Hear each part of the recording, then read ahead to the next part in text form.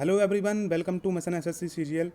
तो दोस्तों, आज के इस वीडियो में हम बात करेंगे job profile of postal assistant के बारे में कि क्या आपको सैलरी मिलती है, क्या आपको काम करना पड़ता है इस पोस्ट में, क्या आपकी कैरियर ग्रोथ होती है, प्रमोशंस कैसे हैं। तो सब कुछ जानेंगे आज इस वीडियो में। चलो वीडियो स्टार्ट करते हैं। सबसे पहले बात करते हैं क्वालिफिकेशंस की। कि आपको पता होगा ये जो पोस्ट होती है एसएससी सीएचएसएल के थ्रू मिलती है।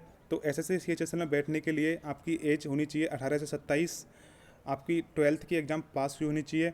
यदि ये आपकी क्वालिफिकेशन है तो आप एसएससी सीएचएसएल की एग्ज़ाम में बैठ सकते हो। एसएससी सीएचएसएल एग्ज़ाम का जो प्रोसेस होता है उसको देखते हैं। 3 चरणों में ये एग्ज़ाम कंप्लीट होती है। टीयर 1 सीबीई होता है, कंप्यूटर बेस्ड एग्ज़ाम जो कि ऑनलाइन एग्ज़ाम लगती है। टीयर 2 डिस्क्रिप्टिव एग्ज़ाम होता है। इसमें 2 चीज़ आती हैं आपकी, एक ऐसे एक लेटर आता है। इन दोनों को क्वालिफाई करने के बाद आप टीयर 3 पे जाते हो। टीयर 3 में भी 2 चीज़ें होती हैं। आपका डॉक्यूमेंट वेरिफिकेशन होता है और होता है स्किल टेस्ट। स्किल टेस्ट में आपको टाइपिंग करनी होती है। टाइपिंग आपको पता है एसएससी सीएचएसएल के लिए मस्ट होती है।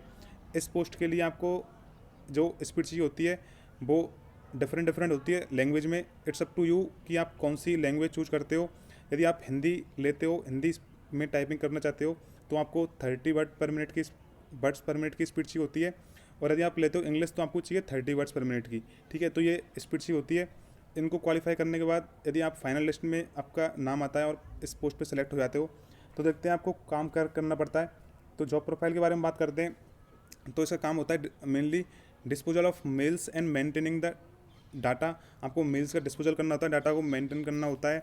आपको मेनली जो डाटाबेस होता है उसको कंप्यूटर में एंट्री करनी होती है, रजिस्टर में एंट्री करनी होती है। आपको हैंडलिंग कस्टमर क्वेरीज, आपको कस्टमर्स की क्वेरीज को हैंडल करना होता है और उनका जो फिजिबल रिप्लाई है, अच्छे से फिजिबल रिस्पॉन्स देना होता है। इसके अलावा इंट्रासिटी ट्रांसमिशन ऑफ मेल्स आपको करना होता है। मेल्स का इंट्रासिटी ट्रांसमिशन, आपको locating the correct address of the addressees, ये आपको करना होता है। आपको जो एड्रेसीज है उसका करेक्ट एड्रेस लोकेट करना होता है। यदि आप नहीं कर पा रहे हो, एड्रेस लोकेट सही से नहीं हो पा रहा है, तो ये आपकी रिस्पॉन्सिबिलिटी होती है कि आप वापस से सेंडर्स को उसको सेंड करो, सेंडर्स को लोकेट करके उसको सेंड करना होता है। ये आपकी रिस्पॉन्सिबिलिटी होती है। तो एक तरह से बात करें तो वर्क लाइफ बैलेंस काफ़ी सही होता है। फिक्स आपके वर्किंग आवर्स होते हैं इस पोस्ट में। ठीक है, आप बात करते हैं सॉर्टिंग असिस्टेंट के। तो सॉर्टिंग असिस्टेंट में आपको शिफ्ट्स में काम करना होता है। हाँ, 3 शिफ्ट होती हैं, 2 8 आवर की होती हैं और एक होती है नाइट शिफ्ट जिसमें आपको 12 आवर की शिफ्ट होती है। यदि आपको नाइट शिफ्ट मिलती है तो आपको अल्टरनेट डेज काम करना होता है। आपको एक दिन छोड़ के एक दिन काम करना होगा। तो एक तरह से वही बात हो गई। तो एक तरह से वर्कलोड काफ़ी सही है, इसमें ज़्यादा हेक्टिक काम नहीं होता है। तो वर्कलोड वाइज देखें तो पोस्ट काफ़ी सही होती है ये। और मेनली इसका एडवांटेज क्या होता है कि आपको ईजिली होम टाउन में पोस्टिंग मिल जाती है। इसलिए लोग इसको प्रेफर करते हैं। काफ़ी हाई चांसेस रहते हैं कि आपको होम टाउन पोस्टिंग मिल जाए, क्योंकि लैंग्वेज की आपको इसमें ज़रूरत होती है। ठीक है, अब बात करते हैं वेरियस डिपार्टमेंट्स की कि डिपार्टमेंट्स में कौन कौन से डिपार्टमेंट में आपको काम करना पड़ सकता है। तो दोस्तों, काफ़ी डिपार्टमेंट होते हैं। एक तो होता है army postal service, circle offices and regional offices, foreign post service, mail motor service, post office जो मेनली होता ही है, रेलवे पोस्ट सर्विस। ये काफ़ी डिपार्टमेंट्स होते हैं, आपको कोई सी भी डिपार्टमेंट्स में काम करना पड़ सकता है। ठीक है, इसके बाद आते हैं सैलरी पे कि क्या सैलरी होती है। तो दोस्तों, अगर सैलरी की बात करें तो काफ़ी अच्छी सैलरी होती है इस पोस्ट की। अदर एसएससी सीएचएसएल की पोस्ट जो कि आपको पता है कि 1900 ग्रेड पे की भी होती हैं। तो इस पोस्टल असिस्टेंट की जो ग्रेड पे होता है वो 2400 होता है, तो काफ़ी सही होता है।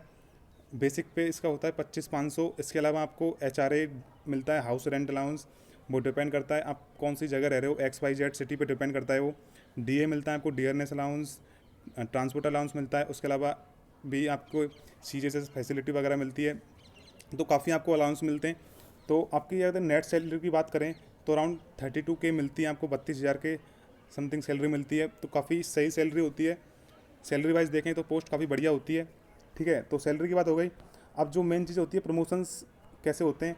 तो प्रमोशन वाइज देखें तो प्रमोशन ठीक होते हैं इस पोस्ट के, ना ज़्यादा अच्छे तो ना ज़्यादा बुरे।